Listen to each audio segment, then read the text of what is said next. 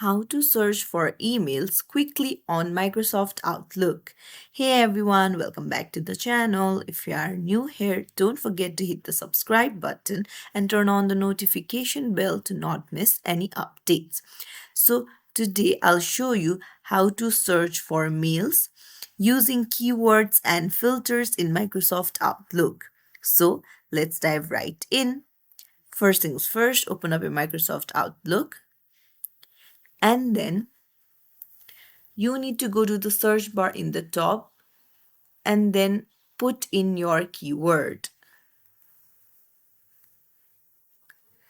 And then if you can't find searching your keyword, then you can go to emails, files, or whether it is from people.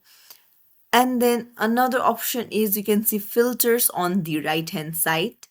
Tap on it, and then you can put in whether it is from drafts, whether it is from sent items. You can put in the email address who sent it to you or whom you sent it to. You can even put in the CC. If you remember the subject, you can put in the subject of the email. You can put in keywords and even the tentative date that you send the mail.